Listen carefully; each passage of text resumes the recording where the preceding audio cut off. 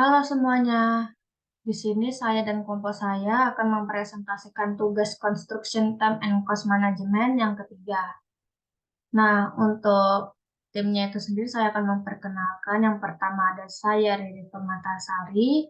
Yang kedua ada Gina Yovelia. Yang ketiga ada Naila Ramadan. Ini adalah set plan pekerjaannya. Dan yang ini adalah video pendahuluan yang mana didatangkannya alat berat untuk melakukan pembersihan lahan.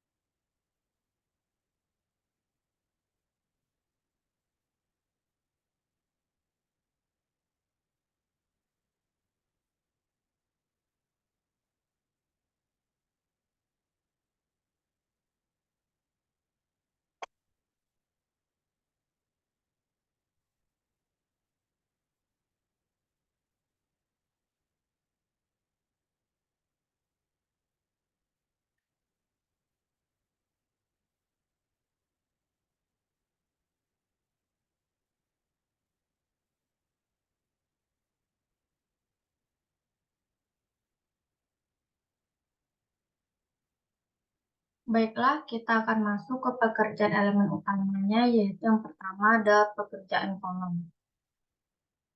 Untuk alat dan bahan pekerjaan kolom itu sendiri, yang pertama ada gunting kawat, bar cutter, bar bender, teodolit, meteran, besi ulir, unting-unting, kawat beton, paku, minyak bekisting, sipatan lot benang, multiplek ukuran 12 mm, molen trap yang berisi beton ready mix, water pass, kerucut Abrams, vibrator, dan concrete pump. Untuk metode pekerjaan konstruksi kolom itu sendiri, yang pertama adalah pengajuan job drawing pekerjaan kolom, yang kedua ada approval material yang akan digunakan, yang ketiga ada persiapan lahan kerja, yang keempat persiapan material dan alat, lalu dilanjutkan dengan marking, dan yang terakhir dilanjutkan dengan fabrikasi besi. Nah, untuk pekerjaan yang kelima yaitu dilakukannya marking kolom dengan menggunakan teodolit seperti yang pada di gambar tersebut, di mana ukuran diambil dari titik as bangunan, kemudian dilakukan pemasangan stek tulangan kolom. Nah, untuk yang keenam yaitu tahap selanjutnya adalah melakukan fabrikasi pembersihan tulangan utama dan sangkang untuk kolom pada lokasi fabrikasi dengan bantuan alat bar bender dan bar cutter seperti pada gambar tersebut. Untuk yang ketujuh yaitu tulangan utama dengan sangkang maupun tulangan ekstra diikat dengan menggunakan kawat branded guna menjaga sambungan agar tidak lepas saat pengecoran.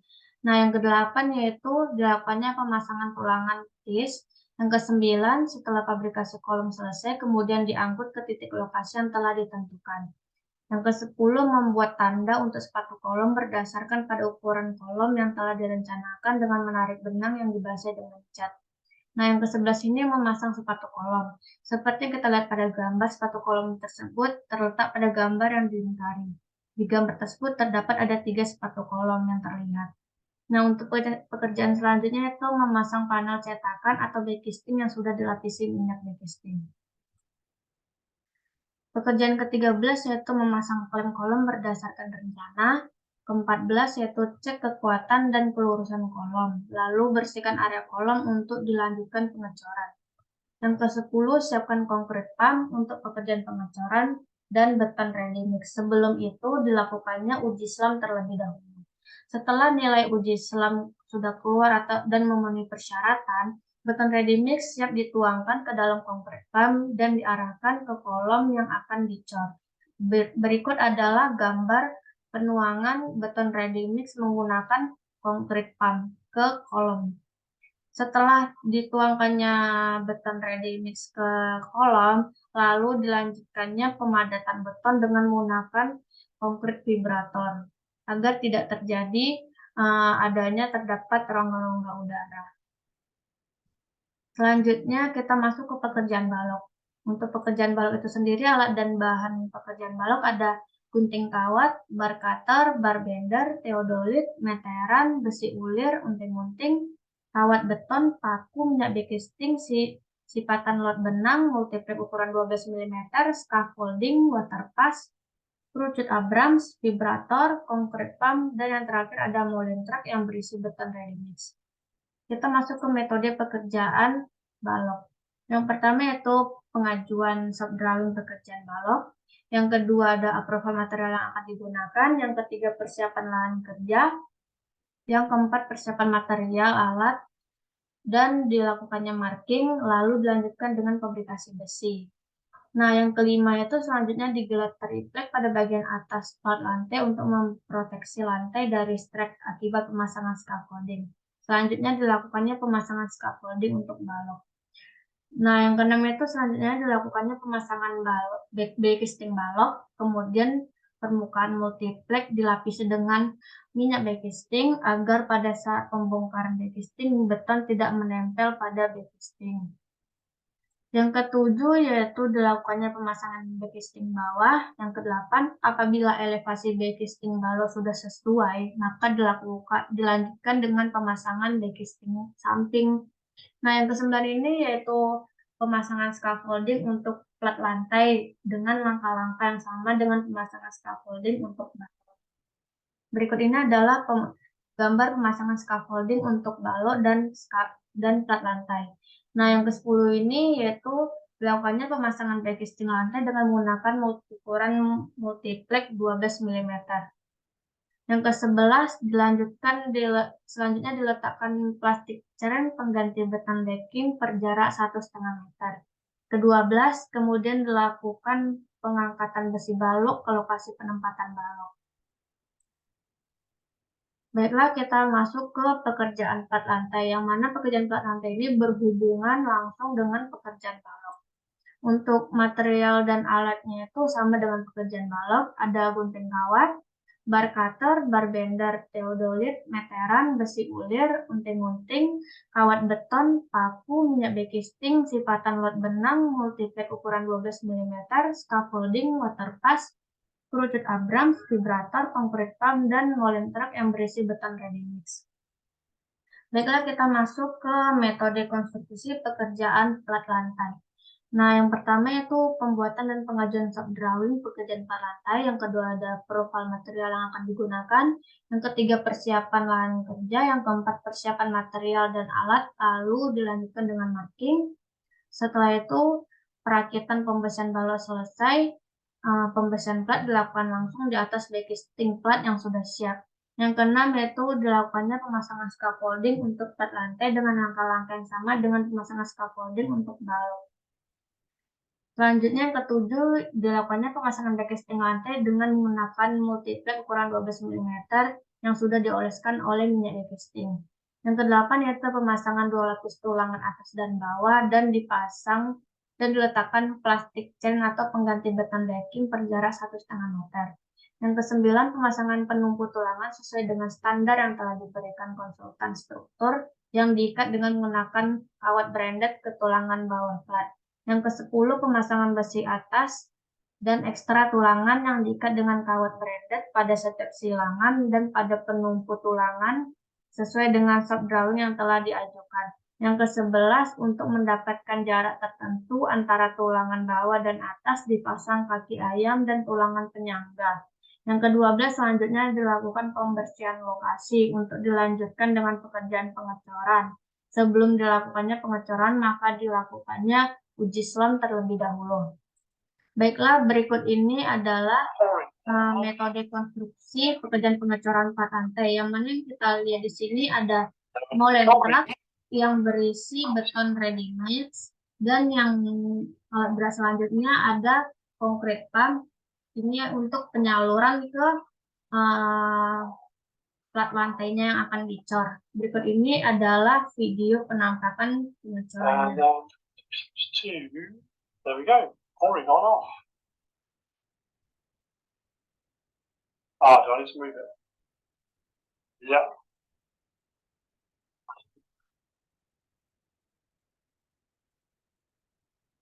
Okay, select. Baiklah, kita masuk ke pekerjaan tangga. Untuk pekerjaan tangga, alat dan bahan pekerjaan tangga itu sendiri ada gunting kawat, bar cutter, bar bender, teodolit, meteran, besi ulir, unting-unting, kawat beton, paku, minyak baking, sipatan lot benang, multiplek ukuran 12 mm, scaffolding, water pass, kerucut Abrams, vibrator, gerobak sorong, dan molen truk yang berisi beton ready mix. Untuk metode pekerjaannya itu ada pengajuan shop drawing pekerjaan beton tangga, yang kedua ada profil material yang akan digunakan, yang ketiga ada persiapan lahan kerja, yang keempat yaitu persiapan material dan alat, yang kelima selesaikan pekerjaan pondasi tangga terlebih dahulu. Nah, yang keenam ini lalu masuk ke pekerjaan pengecekan elevasi atau ketinggian lantainya. Yang ketujuh yaitu backcasting tidak perlu dipabrikasi secara khusus karena bisa dipabrikasi pada saat penyetelan langsung. Yang perlu dipersiapkan adalah posisi kemiringan badan tangga. Nah, yang kedelapan ini pemasangan tulangan badan dan sangkang badan tangga yang dilakukan setelah backcasting terpasang. Untuk yang kesembilan ini bagian bawah tulangan tangga diberi beton tahu atau beton decking. Pemasangan beton decking pada bagian bawah tulangan dengan ketebalan 2 cm. Nah, yang ke-10 ini pemasangan tulangan anak tangga. Yang ke-11 ada beton decking juga dipasang pada posisi yang akan dipasang backcasting dengan ketebalan 2 cm. Nah, yang ke-12 ini pemasangan backcasting dinding tangga, bordes, dan dinding anak tangga. Untuk yang ke-13 ini, sebelum pengecoran terlebih dahulu harus diperiksa kekuatan acuan yang sudah dipasang atau dipabrikasi. Semua ukuran sudah sesuai rencana. Yang ke-14 ini, pengecoran beton dilakukan menggunakan beton ready mix mutu K300. Sebelum itu dilakukannya uji selam terlebih dahulu. Nah, untuk memudahkan pekerjaan disiapkan gerobak sorong sebagai pengantar adukan ke area pekerjaan. Untuk yang ke-16 ini setelah area siap dilakukan pengecoran beton dengan menuangkan adukan beton ke area pengecoran. Yang ke-17 ini selama proses pengecoran berlangsung pemadatan beton dilakukannya menggunakan vibrator. Nah, untuk yang ke-18 ini pekerjaan pembongkaran backcasting tangga. Baiklah, kita masuk ke pekerjaan atap. Pekerjaan atap itu sendiri alat dan bahannya itu ada alat potong blender, mesin gerinda, bor besi, teodolit, meteran, alat kelas besi, gunting-gunting, sipatan lot benang, water pass, mobil kren, pipa baja, baut angkur, baut M19, habim, dan base plate. Untuk metode konstruksi itu sendiri, yang pertama yaitu pembuatan dan pengajuan shop drawing pekerjaan atap, yang kedua ada profil material yang akan digunakan, yang ketiga persiapan lahan kerja, yang keempat persiapan material dan alat, yang kelima cek ulang bentang kuda-kuda termasuk titik pasang angkur baja sehingga saat pemasangan kuda-kuda pipa menumpu dengan sempurna pada angkur. Yang keenam itu pada area erection pastikan tidak ada aktivitas selain tukang konstruksi baja, termasuk alat yang tidak dibutuhkan. Wajib Anda pindahkan ke tempat aman. Nah, untuk yang ketujuh ini setelah terpasang dengan benar, pastikan kuda-kuda telah tegak lurus. Setelah itu, lakukan pengencangan baut. Yang kedelapan, lakukan hal yang sama untuk erection kuda-kuda serta gording pipa berikutnya. Yang ke-9 ini yaitu setelah seluruh rangka atap pipa baja terpasang, terakhir periksa ulang sambungan baut maupun las. Yang ke-10 yaitu pemasangan penutup atap. Baiklah, berikut ini adalah video metode konstruksi pengangkatan atap. Yang pertama yaitu di sini kita lihat ada mobile crane. Kita mempersiapkan mobile crane-nya terlebih dahulu.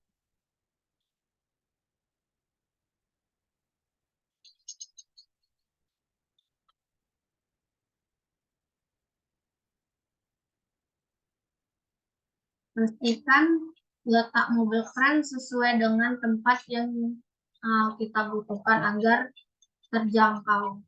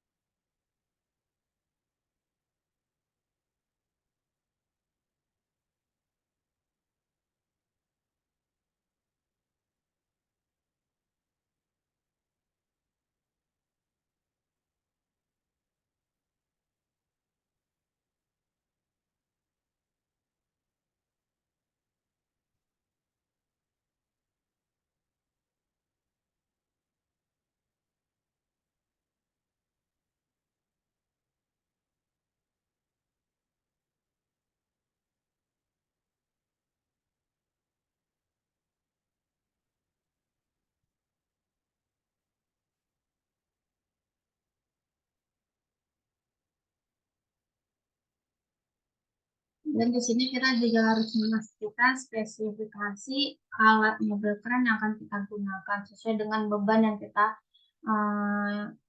gunakan dan sehingga tidak mengganggu aktivitas alat berat tersebut. Baiklah, kita lanjut ke pekerjaan selanjutnya yaitu dinding bata ringan. Untuk dinding bata ringan itu sendiri alat dan bahannya ada benang tukang, semen, pasir, bata ringan, meteran, sendok semen, ember semen, paku, waterpas, palu karet. Untuk metode konstruksi pekerjaan dinding itu yang pertama pengajuan shop drawing pekerjaan dinding, yang kedua ada profil material yang akan digunakan, yang ketiga persiapan lahan kerja, yang keempat persiapan material dan alat, yang kelima buat marking jalur-jalur dinding dua sisi setelah dinding dan dibuat tanda posisi kolom praktis, ring balok, dan lubang kusen dengan benang. Nah, yang keenam itu buat adukan untuk perekat bata ringan dari campuran air dan semen. Yang ketujuh itu rendam bata ringan dengan air beberapa saat saja untuk mencegah pengerasan semen terlalu cepat. Yang kedelapan, siapkan perekat dengan ketebalan 3 mm pada tiang kolom serta 10-20 mm untuk bagian atas bata ringan dan letakkan bata ringan di atas perekat. Yang kesembilan, gunakan palu untuk meratakan pemasangan dengan cara mengetok-ngetok bata ringan. Yang ke-10 ini menggunakan perekat 3 mm antar pasangan bata, lalu gunakan waterpas untuk memastikan kerataan pasangan bata.